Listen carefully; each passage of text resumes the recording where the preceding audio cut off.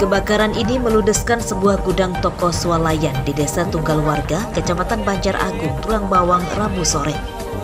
Kobaran api cepat membesar karena banyak bahan yang mudah terbakar.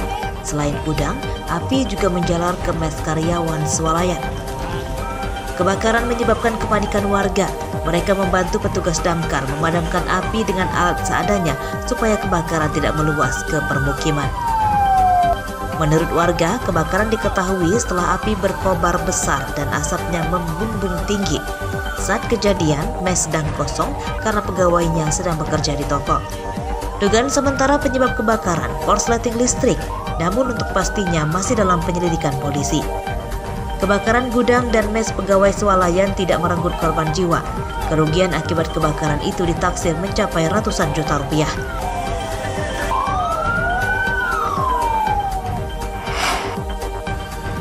Bandar narkoba berlari dan bersembunyi di sebuah kandang tempat penggemukan ternak sapi di Desa Buyut Ilir, Kecamatan Gunung Sugi, Lampung Tengah saat dikejar polisi. 3 orang ditangkap, yaitu Heri Irawan, Rian Purwanto, dan Ahmad Rusadi. Ketiganya warga Desa Buyut Ilir yang rumahnya tidak jauh dari tempat mereka ditangkap. Balik.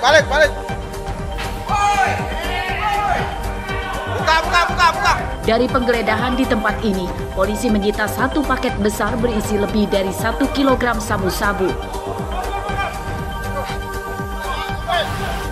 Penangkapan ketiga tersangka mengundang perhatian keluarga dan tetangganya. Mereka mengejar dan menyerang polisi untuk membebaskan para tersangka.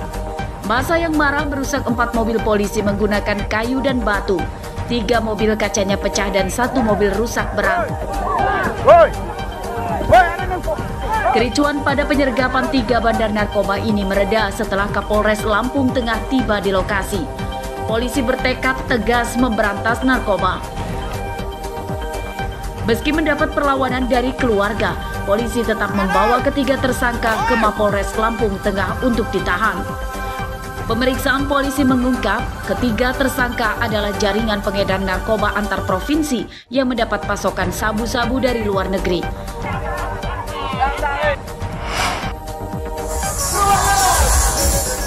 Pemain organ tunggal bernama Rizky Bajang ini tak berkutik saat ditangkap polisi Polresta Bandar Lampung pada Senin siang. Ia ditangkap saat main organ tunggal di sebuah hajatan di Teluk Betung Selatan. Rizky Bajang merupakan salah satu petolan geng motor di Bandar Lampung. Ia jadi buronan polisi setelah menganiaya seorang pemuda hingga jarinya putus pada Desember 2022 lalu. Pemeriksaan polisi mengungkap geng motor yang dipimpin Rizky Bajang beberapa kali membuat onar di jalan raya Bandar Lampung. Mereka tawuran dengan geng motor lain dan menyerang pengendara motor dengan senjata tajam. Kegarangan pentolan geng motor Rizky Bajang sirna di kantor polisi. Ia menangis saat akan dijebloskan ke tahanan. 2 pentolan geng motor yang dipimpin Rizky Bajang telah ditangkap lebih awal. Dari penangkapan mereka, polisi menyita berbagai senjata tajam dan motor. Polisi menjerat para tersangka dengan pasal 170 KUHP tentang penganiayaan secara bersama-sama. Ancaman hukumannya 7 tahun penjara. Berakhir sudah pelarian Husni Amiruddin, 58 tahun, terpidana kasus korupsi pengadaan buku sekolah di Dinas Pendidikan Lampung Tengah yang buron selama 6 tahun. Ia ditangkap petugas Kejaksaan Agung dan Kejaksaan Tinggi Lampung Minggu siang. Selama buron, Husni bersembunyi di rumah mewah di Waihalim, Bandar Lampung. Keluarga sempat menghalangi penangkapan, namun akhirnya terpidana bisa dibawa ke Lapas Raja Basa untuk menjalani hukumannya. Menurut pihak kejaksaan, terpidana kabur setelah mangkir dari panggilan Kejati Lampung terkait kasus korupsi pengadaan buku dan alat peraga dari dana alokasi sekolah di Dinas Pendidikan Lampung Tengah 2010 lalu. Terpidana sebelumnya sudah divonis 7 tahun penjara dan denda 9,6 miliar rupiah. Setelah divonis itu, ia melarikan diri. Husni Amiruddin kini dijebloskan ke penjara untuk meneruskan hukumannya.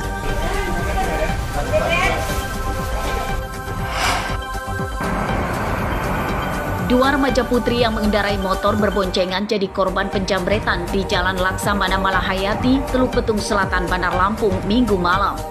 Korban bernama Yola Ayu Saputri dan adik perempuannya. Menurut Yola, pada Senin siang, penjamretan terjadi saat ia dan adiknya usai mengambil uang di ATM yang tak jauh dari TKP. Dua pelaku yang mengendarai motor itu diduga sudah mengintainya sejak ia mengambil uang di ATM. Dalam perjalanan pulang, pelaku menarik tas berisi uang dan 2 ponsel milik korban.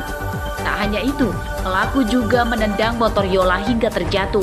Kedua remaja putri ini menderita luka akibat jatuh dari motor itu. Penjamretan dilaporkan Yola ke polisi sektor Teluk Betung Selatan, Bandar Lampung. Ia juga menyerahkan rekaman CCTV untuk membantu polisi mengenali pelaku.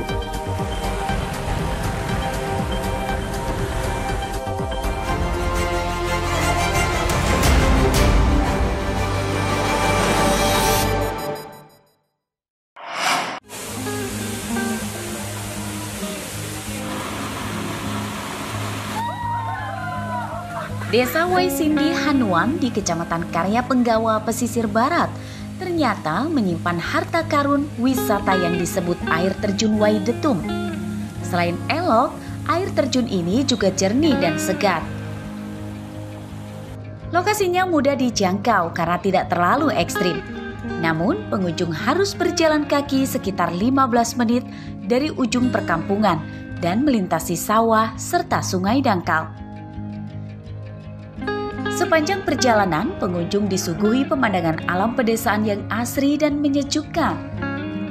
Perjalanan akan lebih menyenangkan jika sambil bersenda gurau dengan teman.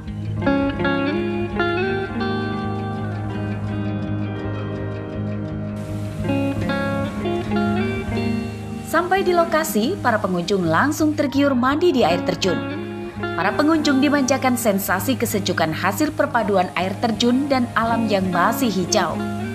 Banyak pengunjung memotret momen ini untuk diunggah di media sosial.